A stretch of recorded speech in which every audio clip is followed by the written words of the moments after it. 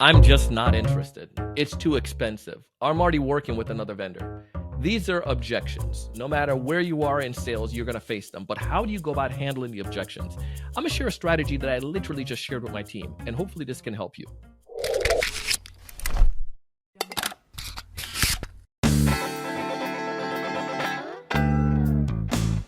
Hey, everyone. Welcome to another great episode of the Sales Evangelist Podcast. I'm your host, Donald C. Kelly, the Sales Evangelist. And I'm so excited for another great episode. I'm so excited to be here with you today.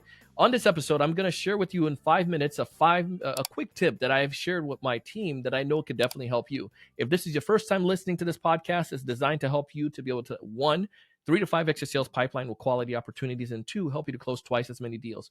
The strategy that I'm going to share with you can use at the top of the funnel on an early disco or on a cold call, or perhaps even if you're doing this when you're talking to a client later on in the deal process.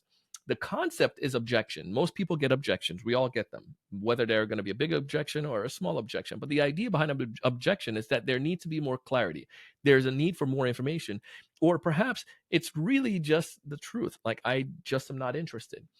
For the majority of us, there are some things that we can do to overcome those. I'd probably say maybe 60 to 70 to help work with that prospect, to help to see the value and help to be able to work past or get around or overcome that particular challenge that's in the way of them moving forward and making the investment with you.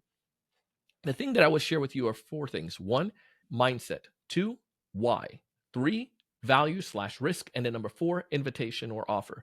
Now, let's go back to this. The mindset component. When I tell you that someone gives you an objection, or when you hear an objection, you're talking to a prospect and they say, yeah, I need to think about it. I'm not necessarily interested. Right off the bat, majority of us will automatically go to the negative side of our brain and start to think, well, this is not going to work. They're not interested. Now, I know some of you are out there in the other camp, and you'll probably say, no, that for me, that means there's a little bit of excitement. But psychologically, if you're honest with yourself, you're probably saying, oh my goodness, this is not going to work, compared to somebody who says, yes, I'm interested. Let's send me the contract, or send me more information, or let's book an appointment. That gives us a feeling of interest. But this part, let me think about it. I'm not ready. This is not something that we're looking at. It's too expensive. We automatically start shutting down. Now, sometimes you do need to do that. If there's people that just gives you the clues that they're really just not interested, they're yelling at you, they're hanging up on you, they're probably just really not interested. Move on to somebody else. But for the majority of people, it's a cry to say, I don't know enough to make a decision like that. What, are you crazy? I'm not willing to commit to that yet. So let's go back to the mindset and think positive. How can we help this person? I like to look at it like a threshold. Like, this is the level, maybe 100%. This is where this person is ready to make a move or to make the investment or partner with us. Perhaps they're right here, right now at a 40%. How do I get them better up towards that 90 to 100%? Now, even if they're not necessarily quite there and I leave them at a 70% after the conversation, they know a lot more now about the solution and perhaps about our company that can help them make a decision or an informed decision in the future. But if I just give up and say, well, this person is definitely not interested, and hang up, I am missing out on an opportunity to educate this person and get them to the point where they might move forward with us. Who knows? Perhaps they look and visit with another vendor, and then, or 6 months later, 3 months later, to come back and say, you know what, you guys explained a lot. It made sense.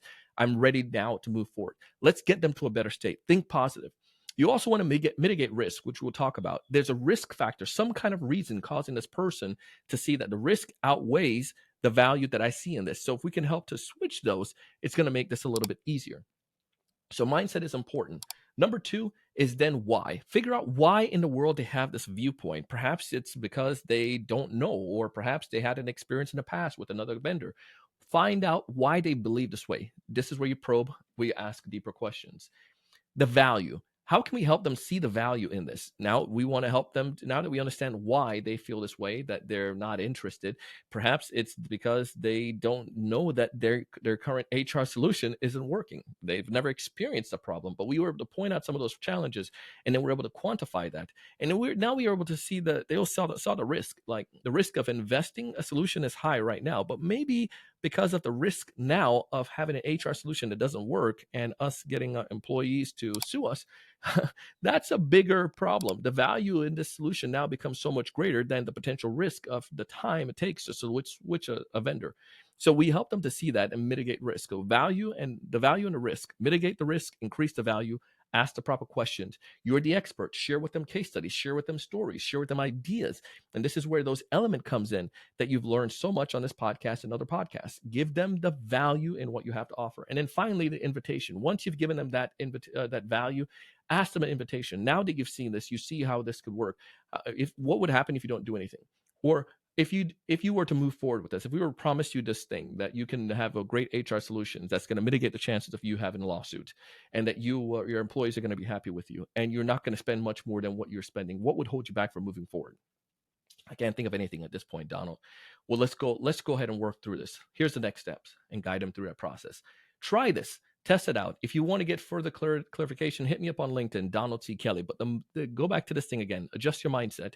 Number 2, make sure that you figure out why. What's causing this stumble, this block, this hesitation? Number 3, give them value and mitigate the risk. Ask effective questions. Use your stories. Share examples. Share testimonials, and case studies about this. This is where your expertise comes in as a seller, as a consultant, so to speak, or as an industry authority leader. And then finally, give that invitation for the next step. Guide them down the path. They want to follow somebody who can help them.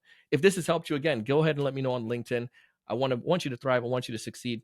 If you want to learn about our sales mastermind, where sales professionals are able to come together and to learn from others and to gain insights every single week and to be motivated and get strengthened and to get role play and practice and overcome objections like this and do practice, check it out. You can find more information. Go to thesalesevangelist.com/mastermind.